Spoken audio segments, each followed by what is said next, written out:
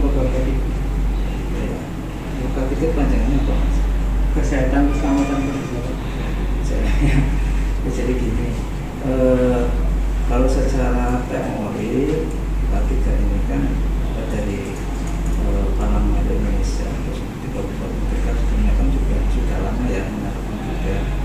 Tapi memang secara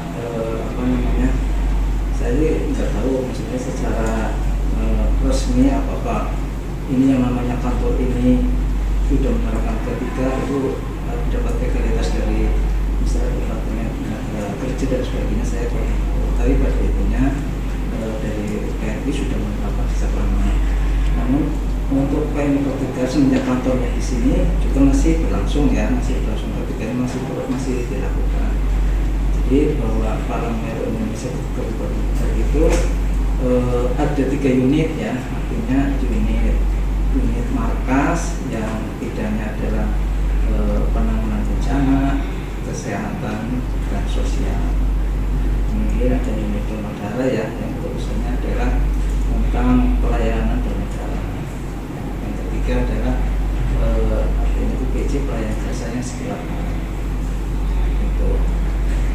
Jadi kalau secara penggabungan kantor, penggabungan karena kita mulai tahun 2016 lah ya kita di sini, karena K3 di sini kita lanjutkan mulai tahun 2016. Terus ada yang untuk penerapan K3 pada karyawan di kantor sama yang misalkan ada story gitu keluar itu sama juga diterapkan apa enggak? Ya, kalau K3 masing-masing unit itu menerapkan ya, artinya kita dalam bekerja ini ada SOP-nya ya pasti ya, kita masing-masing dari masing-masing unit bahkan masing-masing bagian ya itu ada SOP-nya. Jadi karena itu sebagai protap atau petunjuk bagi pekerja biar artinya tidak mengurangi kecelakaan kerja lah itu. Jadi masing-masing SOP-nya ada. Misalkan di pelayanan darah ya, mulai dari cek kesehatan, pengambilan darah, semuanya itu ada SOP-nya. Jadi biar kita nggak salah, artinya tidak salah bagi pelakunya maupun bagi istilahnya konsumennya, objeknya seperti itu. Jadi masing-masing semuanya selamat semua lah bahasanya juga seperti itu. Untuk karyawan sendiri bagaimana menanggapi penerapan K3 di kantor PMI? Tanggapan karyawan? Iya, tanggapan karyawan tersendiri. Saya kira mereka itu artinya maksudnya memang merespon ya, artinya merespon kan artinya mereka juga akan mempermudah sendiri dalam melakukan pekerjaannya sesuai dengan SOP, jelas mengurangi ya, resiko kecelakaan kerja lah ya seperti itu. Apakah karyawan sudah disiplin Pak dalam menerapkan K3 ini? Ya, K3. Kalau disiplin ya semuanya sih disiplin ya. Tetapi kadang yang namanya kelalaian itu manusiawi ya. Tapi intinya mereka sudah melaksanakan pekerjaan sesuai dengan SOP seperti itu. Kira-kira kalau itu ada yang pernah lalai gitu, kenapa diberi sanksi ya? Oh, kalau itu kita sifatnya kita teguran saja ya. Itu secara pertama kan peringatan lesan, kan ya kita masih sebatas lesan ya pasti itu sebatas lesan, artinya ini loh ini untuk dilaksanakan SOP-nya seperti itu. Jadi ya karena kami yang namanya SOP itu harus SOP minimalnya setahun sekali harus diupdate sih ya, melihat perkembangan teknologi dan situasi dan kondisi seperti itu. Kemudian misalkan kita untuk contoh SOP bukan hanya SOP dalam kita hanya berlaku saja bagi pekerja saja, juga kepada orang lain. Contohnya ya contoh di gedung ya, di lantai atas kan juga gedung kayak ini disewakan untuk umum ya. Kita itu setiap ada apa namanya itu juga dipasangi sebagai rambu-rambu ketiga lah ya, rambu-rambu juga seperti apa ya, alat pemadam lampunya, kemudian ada petunjuknya. Dan kita juga sebelum sebelum acara biasanya juga kita yakan safety untuk keamanan. Bagaimana sih misalkan kalau di dalam aula di atas terjadi kebakaran, kita harus bagaimana?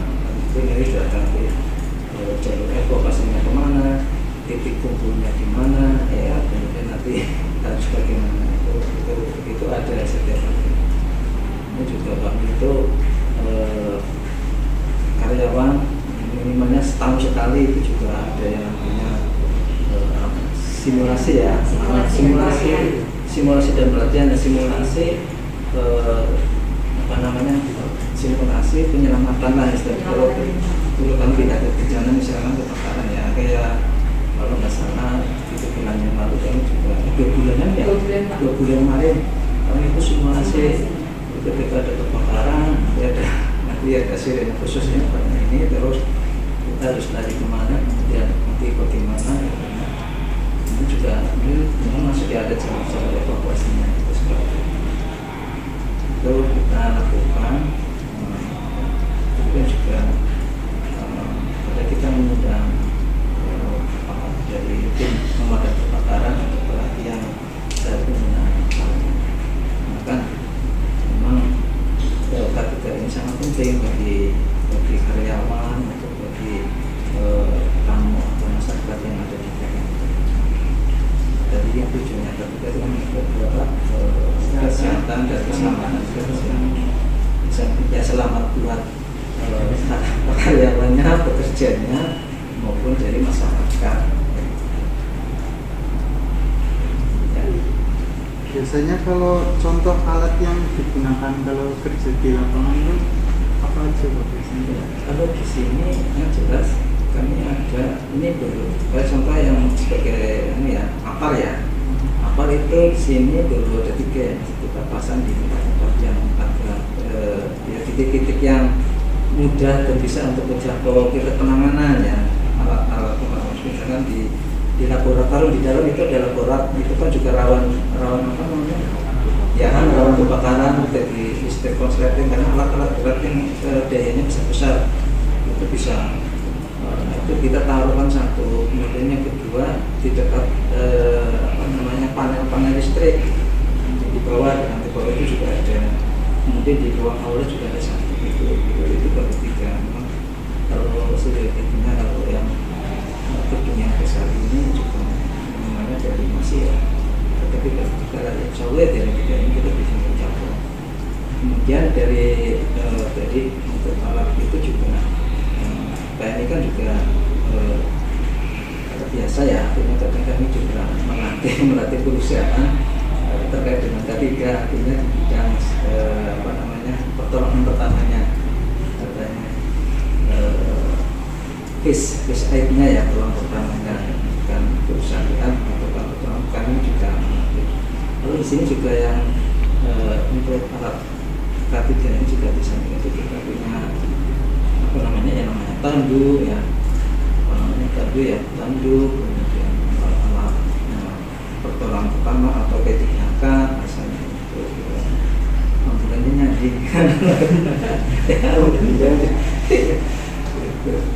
jadi alat-alatnya memang kita makanya kita lagi ini mas sama kita untuk sebagai rambu-rambu ya, kita kalau rambu-rambu ya jalur evakuasi kita sudah lah, tapi kita memang ada di dulu sudah pernah, cuma ini belum kayak helm ya, helm ini sebagai misalkan ya helm merah ini untuk tugas apa, nah itu kita belum ada yang rencana sih tahun ini kita mengadakan itu sebagai rambu-rambu atau safety-nya. Apa dari kantor ini itu sering kayak ke sekolah-sekolah itu buat menerapkan sosialisasi ke sekolah-sekolah itu buat kenangan pertama penanganan. Jadi gini, izin menambahkan. Jadi gini, K3 yang sedikit bisa saya tambahkan informasinya.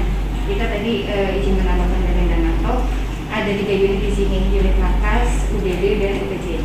Jadi kalau UPJ sendiri mungkin karena beliau adalah pelayanan, sudah disampaikan tadi, di atas adalah itu unit yang mengelola dari UPJ.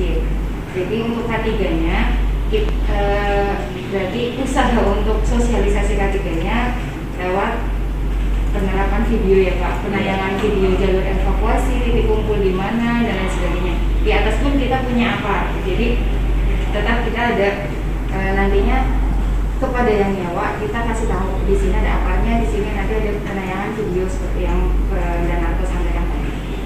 Yang kedua dari unit markas. Kalau unit markas sendiri sudah tidak dilakukan lagi karena mereka yang sering sosialisasi ke sekolah-sekolah, perusahaan dan sebagainya yang tadi Danarto sudah sebutkan juga. Unit markas unit yang melayani bidang sosial, salah satunya adalah sosialisasi itu, sosialisasi penanganan pertolongan pertama, PP, baik di perusahaan, dan itu adalah masuk dalam K3 juga. Jadi gitu. Bukan hanya perusahaan, tapi sekolah pun unit markas menangani untuk sosialisasinya. Misalkan terjadi apa di sekolahan, penanganan pertamanya seperti apa, itu adalah dari unit markas yang bekerja. Jadi dan alat apa yang biasa dibawa sama unit markas ketika keluar atau kerja di lapangan, salah satunya petugas kita ketika ada evakuasi bencana dan lain sebagainya, itu adalah unit markas. Mereka salah satunya helm ya Pak. Helm, seperangkat ambulan itu pasti akan jalan itu bareng. Seperangkat ambulan itu ada oksigen, tandu dan lain sebagainya yang mungkin sudah nggak asing lagi ya bagi kalian di sini. Itu akan membersamai mereka gitu. Dan karena markas pelayanannya juga 24 jam, mereka pakai rompi yang ada warnanya gitu loh, yang moskon. Jadi mereka di saat malam pun mereka siap gitu, mereka punya pelindung diri gitu, mereka tetap kelihatan di daerah yang gelap sekalipun gitu. Itu mungkin salah satu ya. Untuk unit donor darah sendiri, karena kita terkait dengan lab, alat pelindung diri itu pun masuk dalam K3. Jadi APD itu lebih sering kita pakai, lebih sering penerapan K3-nya kalau di dalam lapangan atau di luar lapangan sebenarnya di unit donor darah ya Pak. Karena kaitannya dengan lab, jadi laboratorium sendiri. Apa sih yang dipakai teman-teman di laboratorium di UDD? APD lengkap, contohnya jas lab, handscoon, itu kan masuk di alat K3 ya kalau nggak salah. Itu terus kita juga di lab tetap ada APAR, tetap ada pelatihan dan simulasi bencana, simulasi penyelamatan diri itu tetap ada. Kayak 2 bulan kemarin itu juga kita melaksanakan. Di lab itu kita di luar pun nggak beda dengan di kantor. Ketika kita di lapangan pun kita menggunakan jas lab untuk pelindung diri. Dan so far selama ini teman-teman juga tertib melaksanakan gitu, walaupun ada 1-2 tadi Danarto sampaikan lupa adalah manusiawi gitu. Dan pernah ada kalau di kita 1-2 kali yang mereka lalai dengan alat pelindung diri, dengan pelaksanaan K3 sendiri. Pertama, 1-2 kali peringatannya lesman, 3 kali kita langsung SP, ada surat peringatan tertulis. Karena kembali lagi itu kebaikan bagi mereka dan kebaikan bagi kita juga, biar perusahaan pun sudah memberikan wanti-wanti gitu kalau K3 itu harus sering dilakukan gitu aja.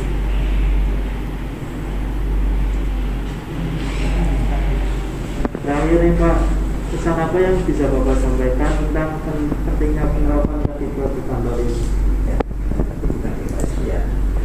Jadi bahwa K3 ini sebenarnya sangat penting bagi suatu perusahaan atau institusi ya, karena ini ini sebagai pedoman atau menjamin dalam hal kesehatan dan keselamatan kerja. Jadi baik untuk keselamatan atau kesehatan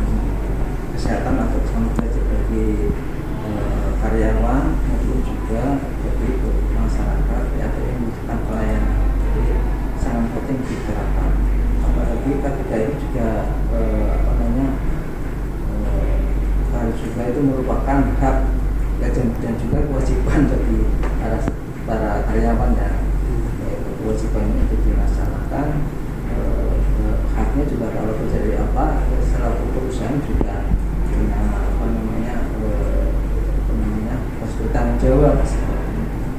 Jadi intinya ketika itu semuanya penting baik bagi karyawannya maupun masyarakat yang membutuhkan pelayanan di institusi tersebut. Udah masuk nih semua. Mungkin itu sih, mungkin itu saja dari kami Pak. Terima kasih sudah meluangkan waktunya untuk menemui kami.